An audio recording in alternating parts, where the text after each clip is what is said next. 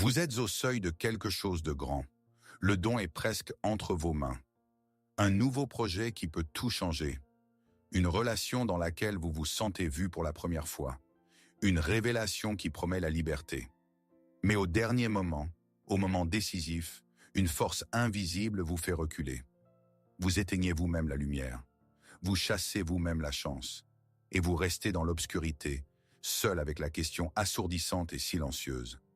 Pourquoi ai-je fait cela? Votre esprit est une bibliothèque grandiose, infinie. Des milliers de livres que vous avez lus sur la psychologie, la philosophie, le succès y sont rangés en rangées ordonnées. Sur le disque dur de votre conscience se trouvent des gigaoctets d'articles et de conférences sauvegardés sur la manière de vivre correctement. Aux murs sont accrochés des diplômes et des certificats, preuve que vous savez tout. Vous savez comment créer une entreprise. Vous savez comment guérir un traumatisme. Vous savez comment aimer. Vous êtes le gardien et le conservateur de ce magnifique musée d'idées. Mais vous-même, vous vivez dans une petite pièce poussiéreuse à côté. De cette pièce, vous regardez votre potentiel comme une pièce de musée sous verre. Vous pouvez le décrire, l'analyser, expliquer sa valeur à n'importe qui. Mais vous ne pouvez pas le toucher. Et ce paradoxe est la plus silencieuse et la plus cruelle des tortures. Tout savoir mais être incapable de faire un seul pas. Sentir en soi la force d'un titan, mais vivre dans des chaînes que vous avez vous-même forgées. C'est comme aimer un fantôme. Vous savez qu'il existe. Vous sentez sa chaleur la nuit, mais vous avez peur de la lumière du jour, qui pourrait révéler son vrai visage. Ou le vôtre. Et dans le silence qui suit cette chute, vous vous condamnez. Vous appelez cela votre malédiction personnelle. Un défaut profond, incorrigible dans votre essence même. Vous croyez qu'à l'intérieur de vous vit un sombre saboteur dont le seul but est de détruire tout ce que vous construisez de bon. Et cette conviction apporte plus de douleur que l'échec lui-même. Mais si je vous disais que ce n'est pas une malédiction, mais un rituel sacré, bien que douloureux, que cette étrange, irrationnelle tendance à l'autodestruction à un pas de la victoire vous semble être votre défaut personnel, mais qu'en réalité, ce n'est pas votre histoire? C'est l'histoire la plus ancienne de l'âme. C'est le scénario sacré que l'âme humaine joue depuis des milliers d'années, chaque fois qu'elle s'approche du seuil de sa propre transformation. Votre âme n'a pas peur de votre force personnelle. Elle a peur de cette énergie ancienne, divine, à laquelle vous accédez. Une énergie pour laquelle son vaisseau actuel est encore trop fragile. Une lumière trop vive pour des yeux non préparés. Comprenez donc, ce que vous considériez comme votre plus grande honte est en fait un signe du plus grand respect de votre âme pour la force qu'elle s'apprête à rencontrer. Ce n'est pas votre échec personnel, c'est l'écho d'une peur ancienne que chaque âme ressent en touchant pour la première fois au divin. Les anciens Grecs connaissaient cette peur sacrée. Ils la voyaient dans les yeux des héros, dans le destin des rois et dans le murmure de leurs propres âmes. Mais ils ne la disséquaient pas sous le microscope de l'analyse rationnelle. Ils ne créaient pas de termes et ne posaient pas de diagnostic. Ils ont agi plus sagement. Ils l'ont codé dans l'histoire d'une jeune fille mortelle, dont la beauté était si grande qu'elle provoqua la colère d'une déesse et d'un dieu de l'amour qu'il lui était interdit de voir.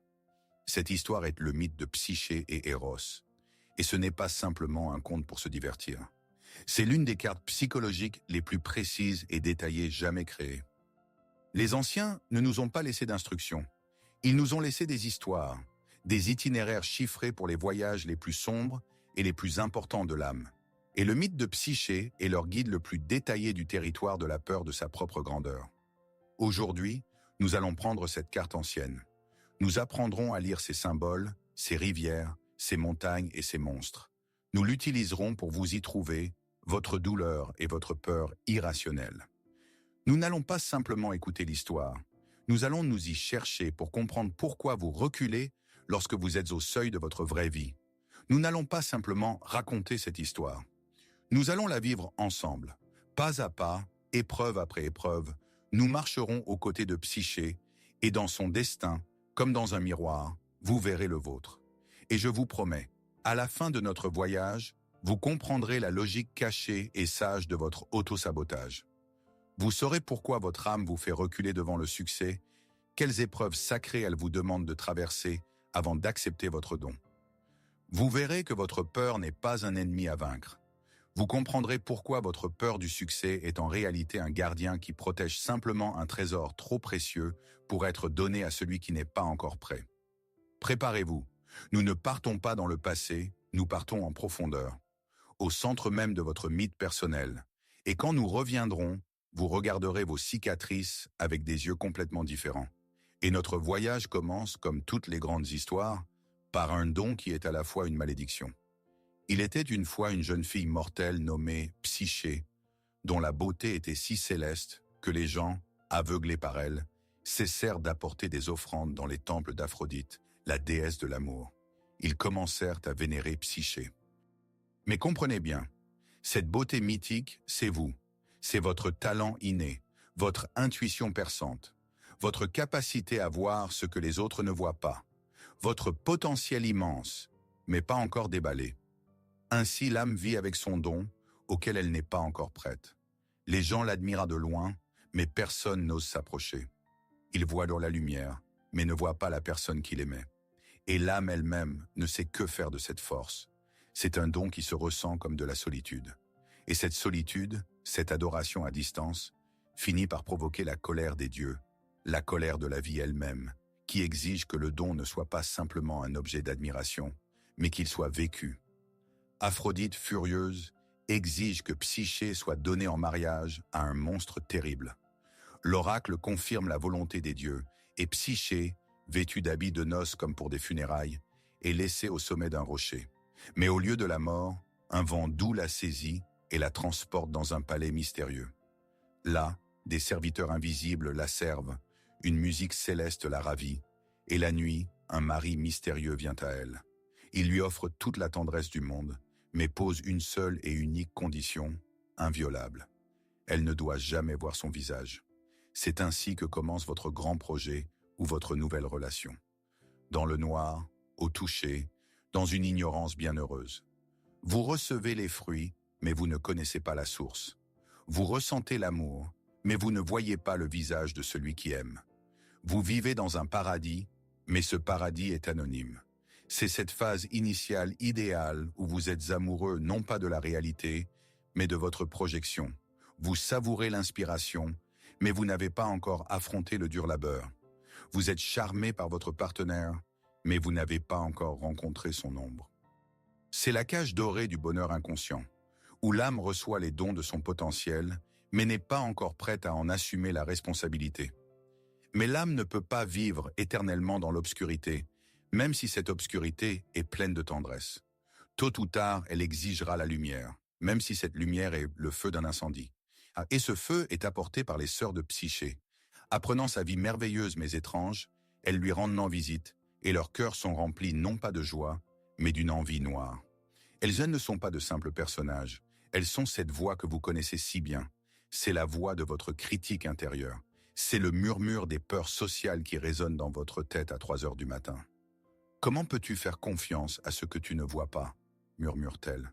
Tu dois savoir, tu dois contrôler, et s'il n'était pas un dieu, mais un monstre horrible qui ne fait que t'engraisser pour te dévorer ensuite? Tu vis dans un mensonge. Tu dois voir la vérité, quelle qu'elle soit. Le poison du doute pénètre le cœur de Psyché. L'ignorance bienheureuse se transforme en une torture atroce. Et elle se décide. Mais ce n'est pas un simple acte de curiosité. C'est une révolte de l'ego contre le mystère. Une tentative désespérée de transformer un miracle en un fait que l'on peut mesurer et contrôler. La nuit, alors que son mari mystérieux s'endort, elle prépare une arme. Une lampe à huile pour voir. Et un poignard pour tuer si ses pires craintes se confirment. Elle s'approche furtivement du lit. Ses mains tremblent. Elle allume la lampe. Et la lumière arrache des ténèbres non pas un monstre, mais la plus belle créature qu'elle ait jamais vue. C'est Eros lui-même, le dieu de l'amour. Le poignard tombe de ses doigts affaiblis. Elle est stupéfaite, paralysée par cette beauté divine. Mais à ce moment de choc, la lampe dans sa main s'incline, et une seule goutte d'huile bouillante tombe sur l'épaule du dieu endormi. C'est la brûlure d'une prise de conscience prématurée, non préparée. Eros se réveille de douleur. Il la voit la lampe, voit la trahison. Et avant de disparaître, il prononce une phrase qui devient une sentence. L'amour ne vit pas là où il n'y a pas de confiance. Et au même instant, Lui, le palais magique et les jardins disparaissent. Psyché reste seul, dans l'obscurité totale, sur le rocher nu où tout a commencé. Le paradis est perdu. C'est une tragédie. Mais c'est aussi le premier pas nécessaire vers la véritable maturité. Parce que la conscience naît dans le feu. Et ce feu brûle d'abord tout ce qui vous était cher. Le mythe se tait ici un instant. Et dans ce silence, il pose une question. Pas à Psyché, à vous. Arrêtez-vous un instant. Et souvenez-vous de ce moment où vous avez allumé la lampe. Ce projet que vous avez abandonné quand il a commencé à se transformer d'un beau rêve en une réalité, avec sa responsabilité, son poids, ses dimensions effrayantes. Souvenez-vous de cette relation que vous avez détruite, effrayée par sa profondeur authentique, quand vous avez compris que vous étiez vraiment aimé et que ce don vous a semblé insupportable. Souvenez-vous de cette chance que vous avez refusée parce qu'elle était trop belle pour être vraie et vous avez décidé qu'il valait mieux y renoncer vous-même plutôt que d'attendre qu'on vous l'enlève. Que vous murmuraient vos sœurs à ce moment-là? Quelle voix du doute résonnait précisément dans votre tête? La voix qui disait que vous deviez tout contrôler, qu'on ne peut pas faire confiance à un miracle. La voix qui chuchotait que vous n'étiez pas digne d'une telle chance et que tout cela serait bientôt démasqué? Ou la voix qui assurait cyniquement que c'était un piège et qu'il valait mieux frapper le premier? Quelle peur précise vous a fait préférer la douleur familière du vide à l'anxiété inconnue de la possession? Et souvenez-vous du silence assourdissant qui a suivi. Le silence dans votre atelier quand les outils se sont tus. Le silence dans votre maison quand l'être aimé est parti. Le silence dans votre âme quand la lumière de l'espoir s'est éteinte. Souvenez-vous de ce retour sur le rocher nu quand le palais magique de votre potentiel a disparu et que vous êtes resté seul avec les conséquences de votre méfiance. C'est le moment où le paradis est perdu. Et c'est le moment où le véritable voyage commence. Et si vous vous êtes reconnu dans cette histoire, ce n'est pas un hasard. Parce que, comme l'enseignait Carl Jung, cette histoire ne se déroule pas sur l'Olympe. Elle se déroule à l'intérieur de vous, en ce moment même. Pour Jung, les mythes ne sont pas de simples contes. Ce sont les rêves de l'humanité. Ce sont des rêves collectifs dans lesquels notre psyché humaine commune met en scène ses conflits, ses peurs et ses aspirations les plus fondamentaux. Le mythe n'est pas une allégorie à déchiffrer. C'est un psychodrame intérieur qui se déploie dans l'âme de chaque personne sur le chemin de la totalité. Chaque personnage de ce mythe n'est pas une figure historique, mais une force vivante agissant dans le théâtre de votre propre âme. Distribuons les rôles. Psyché, c'est vous. C'est votre moi conscient, votre ego. La partie de vous qui connaît le monde prend des décisions et se sent comme une personnalité distincte. Au début du mythe, elle est naïve, influençable et ne connaît pas sa véritable force, tout comme notre ego avant qu'il ne soit confronté aux profondeurs de l'inconscient. Le mystérieux Eros, son mari invisible, est votre potentiel immense mais inconscient. Dans la psychologie jungienne, c'est votre lien avec le soi, le centre de votre personnalité, votre vrai moi divin. Pourquoi doit-il rester invisible? Parce que le soi est toujours infiniment plus grand que ce que l'ego peut concevoir. La tentative de l'ego de voir et de contrôler le soi prématurément, c'est comme regarder le soleil sans protection. Cela aveugle et brûle. Et enfin, l'envieuse Aphrodite. D'un côté, c'est l'archétype de la grande mère dans son aspect terrible, dévorant, cette force qui ne veut pas laisser son enfant mener une vie indépendante. Ce sont aussi les personnes réelles qui envient votre don et la société qui exige de se conformer aux normes. Mais à un niveau plus profond, qui est important pour nous, Aphrodite est votre propre ombre. C'est cette partie de votre psyché qui exige que vous passiez des épreuves avant de pouvoir accepter votre don.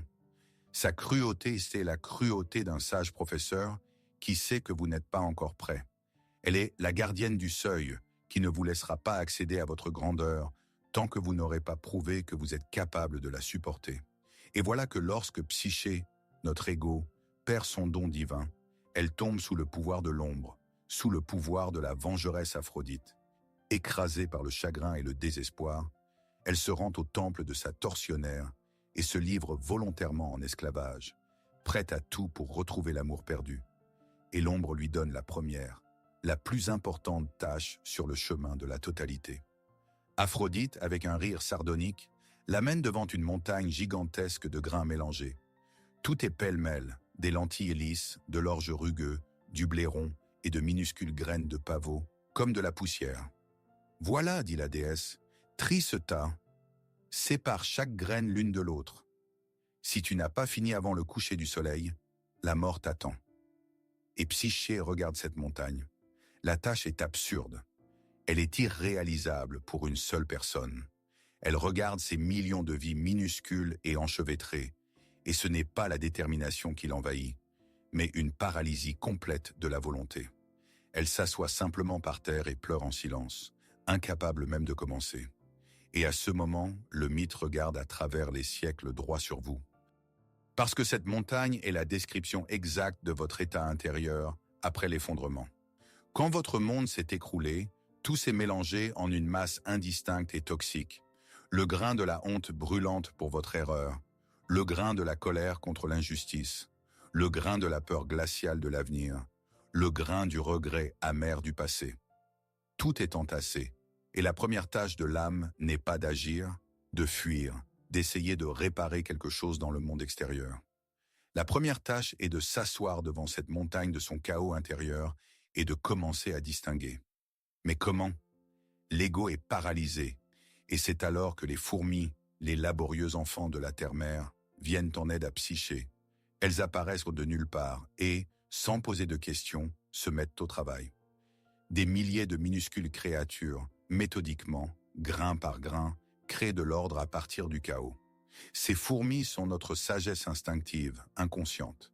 C'est cette partie de notre psyché qui s'active lorsque nous cessons de paniquer, que nous nous abandonnons et que nous laissons la nature faire son travail. Vous devez devenir pour vous-même une fourmi patiente. Vous devez vous asseoir et commencer à distinguer où est ma faute et où est la projection d'autrui, où est la peur saine qui me protège et où est l'anxiété névrotique qui me paralyse.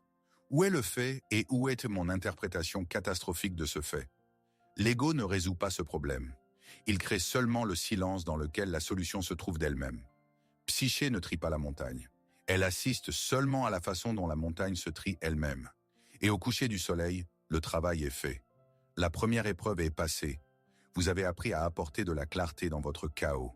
Quand le chaos des sentiments est ordonné, l'ombre impose à l'âme la tâche suivante. Maintenant que tu as appris à distinguer, apprends à agir. Mais d'abord, apprends à manier le feu qui brûle en toi. Aphrodite, voyant que la première épreuve est passée, entre en fureur. Sa nouvelle tâche est encore plus cruelle et semble absolument irréalisable.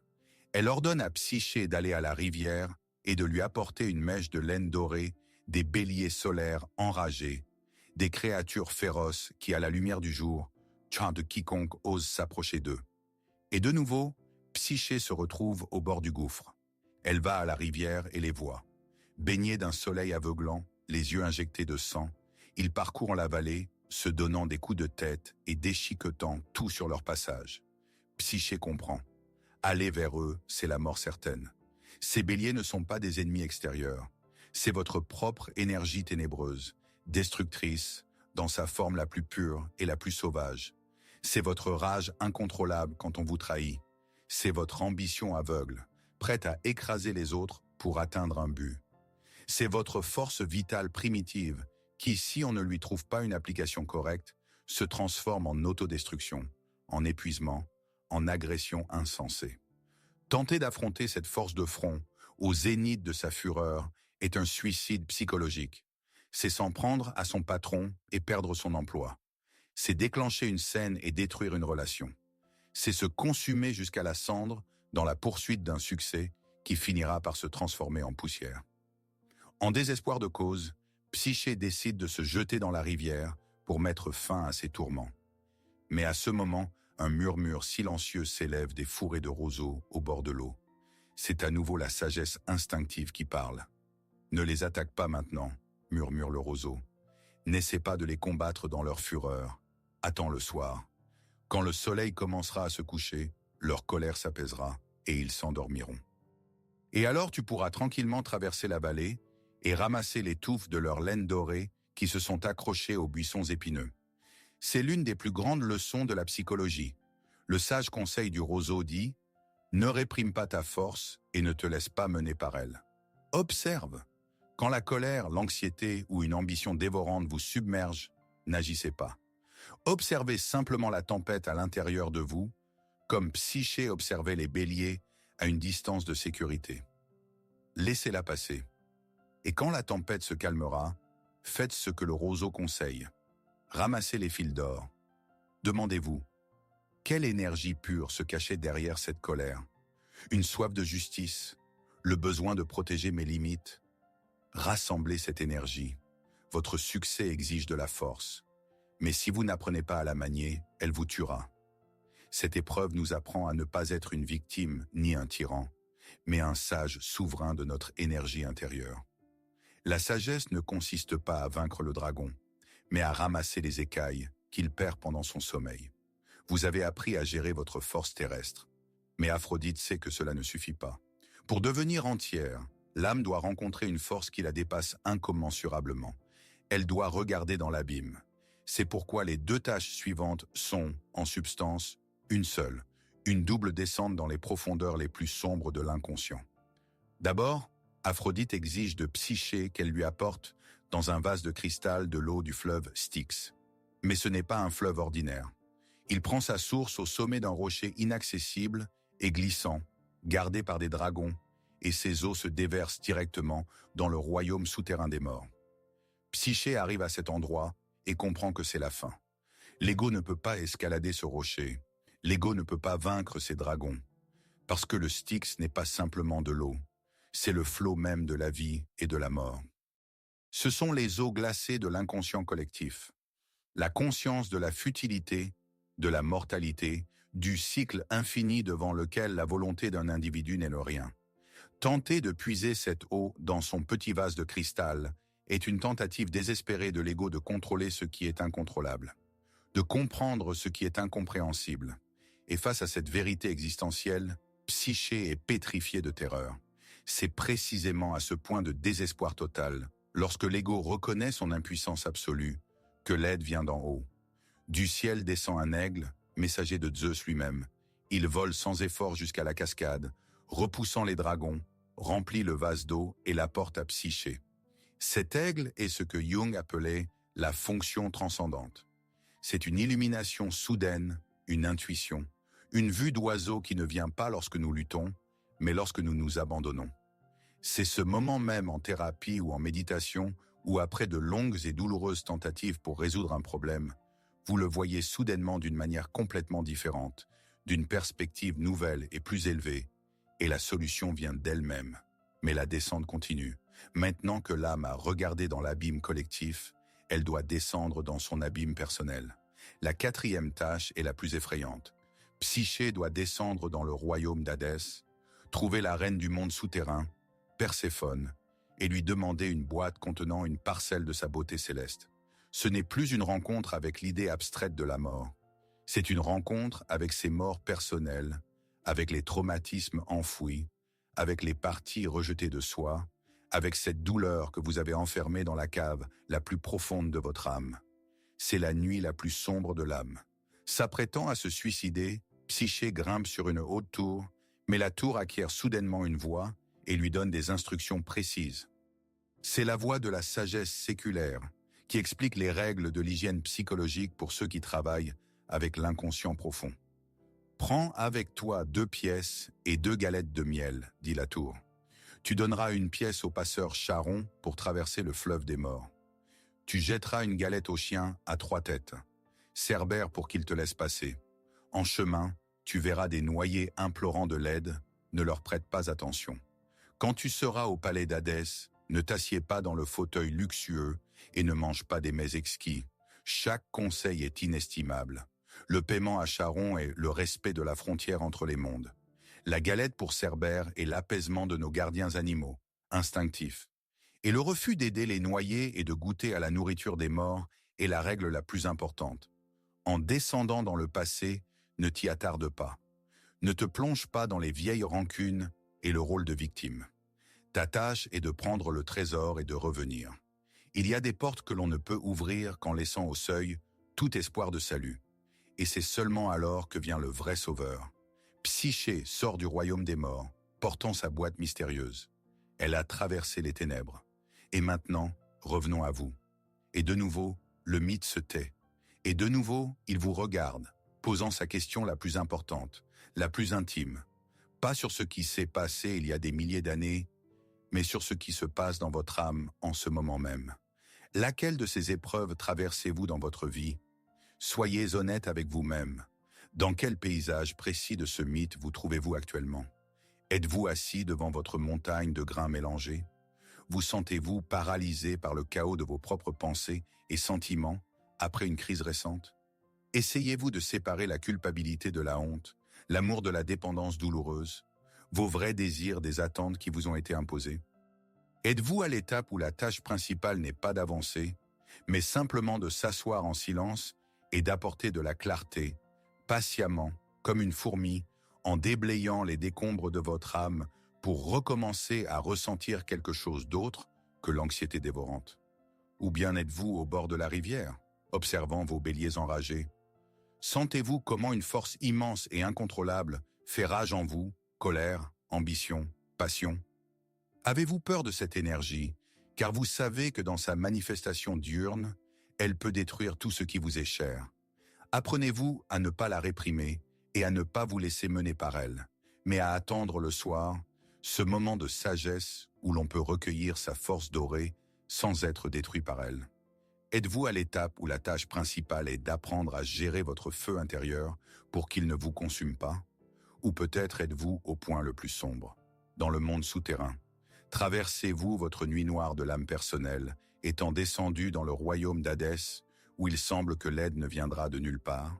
Faites-vous face à de vieux traumatismes, à un sentiment de futilité existentielle, à cette partie de vous que vous considériez depuis longtemps comme morte et enterrée? Êtes-vous à cette étape du chemin où l'ancien ego doit mourir, où il faut s'abandonner complètement, en reconnaissant son impuissance, pour qu'une nouvelle perspective transcendante puisse naître? Partagez dans les commentaires à quelle étape du mythe vous vous êtes reconnu. Il n'est pas nécessaire d'écrire de longues histoires ou de révéler des détails personnels si vous ne le souhaitez pas. Écrivez simplement un mot: graine, bélier ou monde souterrain. Ne le faites pas pour moi, faites-le pour vous et pour les centaines d'autres personnes de cette communauté qui lisent ces lignes en ce moment même. Pour que vous, en faisant défiler le fil, voyez que vous n'êtes pas seul dans ce voyage. Pour que celui qui trie ses grains voit qu'à côté de lui sont assis des dizaines d'autres travailleurs patients. Pour que celui qui dompte ses béliers sache que c'est une bataille universelle. Et pour que celui qui se trouve actuellement dans le monde souterrain voit qu'avant lui et avec lui, d'autres parcourent ce sombre tunnel. Votre commentaire n'est pas que des mots. C'est un phare allumé dans l'obscurité pour un autre voyageur qui pense être seul et perdu. Sachez que quiconque cherche son âme passe par là. Et sachez qu'aucune de ces épreuves n'est un point final. Ce n'est qu'une partie du chemin. Votre chemin héroïque de retour à la maison. Et pendant que nous sommes ici, dans le monde des humains, à partager les histoires de nos épreuves, notre héroïne, Psyché, achève sa dernière tâche. Elle sort à la lumière, portant dans ses mains le don du monde souterrain. Mais une dernière leçon l'attend, enseignée non par une déesse, mais par son propre cœur, encore humain. Au seuil des retrouvailles avec son bien-aimé, une dernière pointe de vanité la saisit. Comment puis-je me présenter au Dieu de l'amour sans être moi-même une beauté parfaite, pense-t-elle. C'est le dernier acte de l'ancienne âme, peu sûre d'elle, qui croit encore que l'amour doit se mériter par l'attrait extérieur. Et elle ouvre la boîte de Perséphone. Mais de la boîte ne sort pas un cosmétique divin. Il en jaillit un sommeil glacial, stygien, le souffle du monde souterrain. Psyché tombe à terre, plongée dans un sommeil semblable à la mort. C'est la dernière mort symbolique. La mort de l'ego naïf qui a traversé toutes les épreuves, mais qui au dernier moment a cédé à la vieille peur de ne pas être assez bien. Mais dans ce silence de mort, retentit le son d'ailes fendant l'air. C'est Eros. Sa blessure à l'épaule est guérie depuis longtemps, et il ne peut plus supporter la séparation. Il trouve le corps sans vie de Psyché, et dans ses actions, il n'y a plus de mystère. Il agit ouvertement, à la lumière du jour. Il essuie délicatement le sommeil mortel de ses cils, le remet dans la boîte et la réveille d'une douce piqûre de sa flèche d'or. Ce n'est plus la brûlure d'une connaissance prématurée, mais le contact d'un amour conscient. Et puis il fait ce dont il était incapable auparavant. Il ne retourne pas dans l'ombre. Il s'envole dans le ciel, droit vers l'Olympe, se présente devant le trône céleste de Zeus et demande la main de sa bien-aimée au Dieu suprême. Il déclare ouvertement son amour pour une mortelle. Les épreuves de Psyché ont touché le cœur des dieux. Zeus donne son consentement. Sur son ordre, Hermès amène Psyché sur l'Olympe. Là, au conseil des dieux, on lui offre une coupe d'ambroisie, la boisson de l'immortalité. Elle boit et devient une déesse. Et alors, en présence de tout le Panthéon, leur mariage sacré est célébré. Même Aphrodite, dont la fureur a déclenché tout ce processus, danse à leur mariage, car son but est atteint. C'est l'acte d'individuation. Ayant traversé les épreuves, l'ego, Psyché, n'est plus une jeune fille naïve. Il a connu son chaos intérieur et a appris à l'ordonner. Il a rencontré sa force ténébreuse et a appris à la maîtriser. Il a regardé dans l'abîme de la mort et en est revenu. Il a intégré son ombre. Aphrodite est apaisée et satisfaite. Et seulement maintenant, devenu fort, sage et entier, il peut rencontrer son potentiel divin, Eros, d'égal à égal. Le succès ne revient pas lorsque vous l'avez mérité, mais lorsque vous êtes devenu son égal, en force, en sagesse et en capacité à supporter sa lumière éblouissante. Ce n'est plus une relation de maître et d'esclave, de Dieu et de mortel.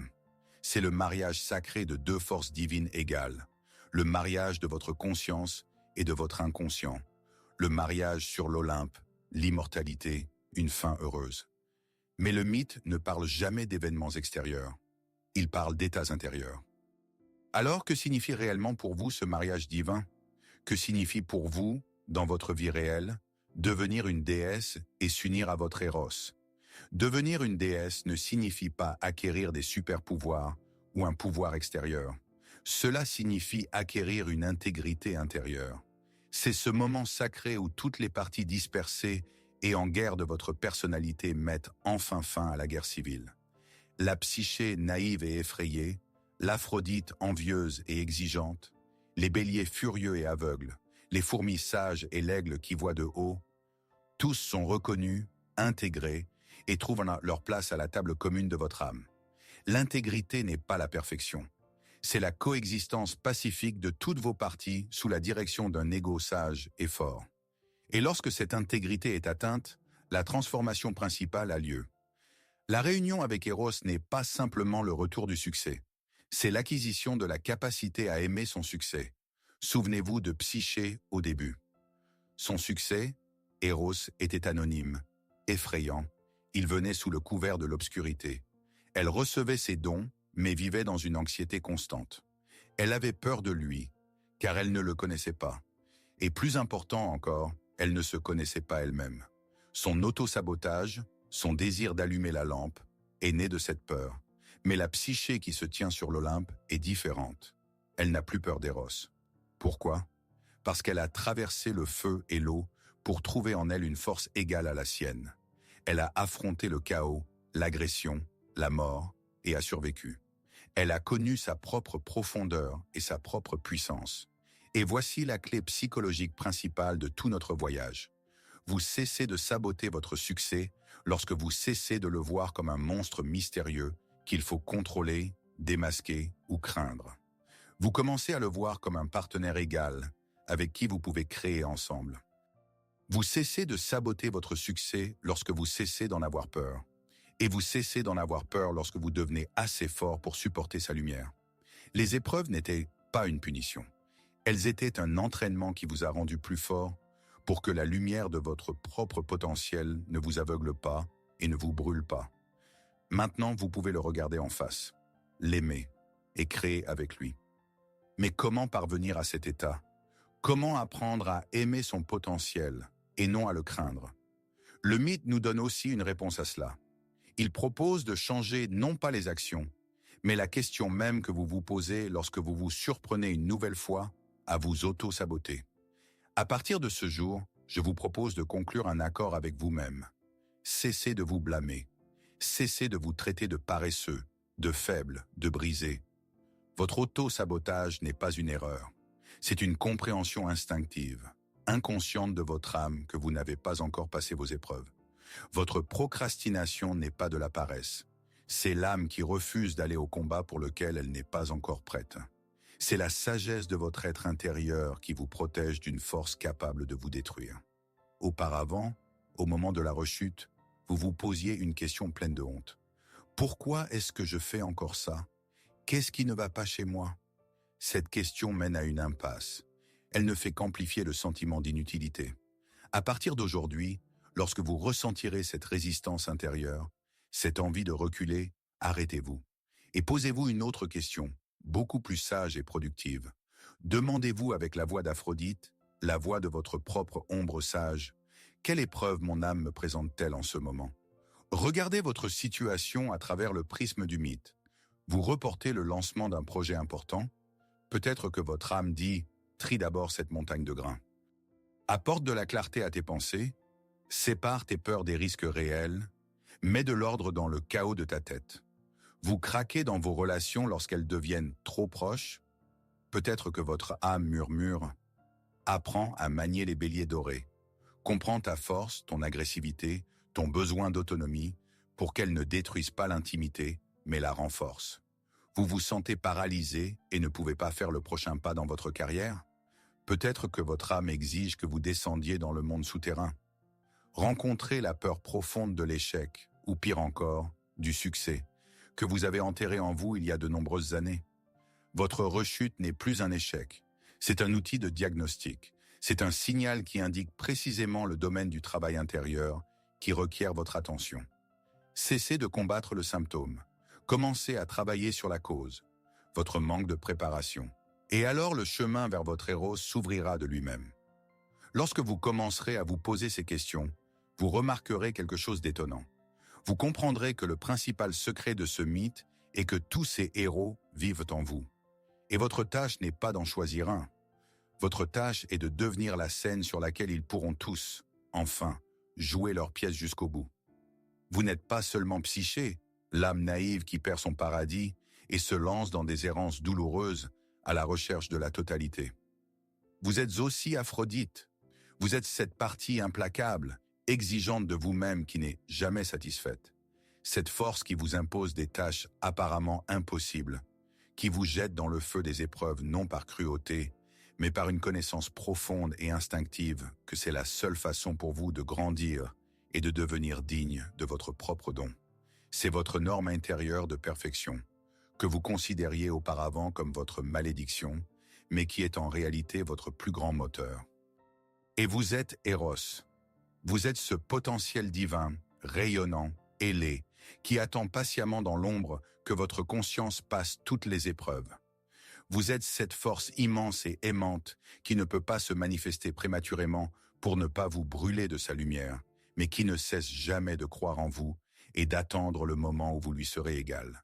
Cessez de choisir un rôle. Acceptez tout le drame. Vous êtes tout le drame. Le chemin de l'individuation, le chemin vers soi, n'est pas la victoire d'une partie sur une autre. Ce n'est pas le meurtre du critique intérieur ni un séjour éternel dans la béatitude. C'est leur réconciliation. C'est le moment où Psyché comprend la sagesse d'Aphrodite et où Aphrodite reconnaît le droit de Psyché à l'amour d'Eros. C'est en cela que réside votre totalité. C'est en cela que réside votre divinité. Et voilà, le mythe se termine. Le mariage a été célébré sur l'Olympe. Psyché et Eros se sont trouvés pour l'éternité. Et nous revenons du monde des dieux et des archétypes au monde des humains, dans nos chambres, devant nos écrans, mais nous revenons différents. Parce que le voyage que nous avons fait avec Psyché a laissé sa marque sur notre âme. Et si de tout ce long chemin, vous n'emportez qu'une seule pensée, que ce soit celle-ci. Le mythe de Psyché nous enseigne une vérité principale, libératrice.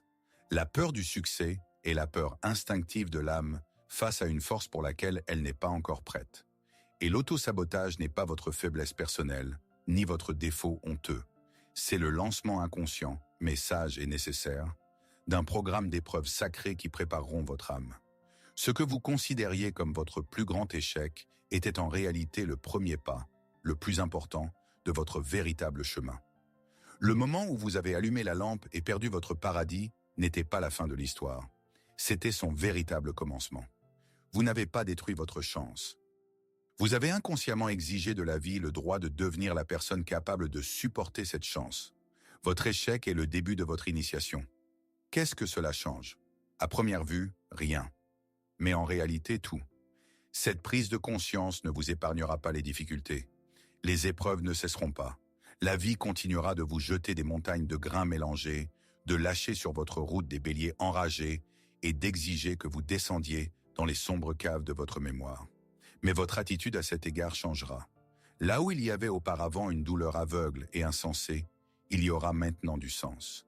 Là où il y avait la honte de votre erreur, il y aura maintenant la curiosité d'un explorateur.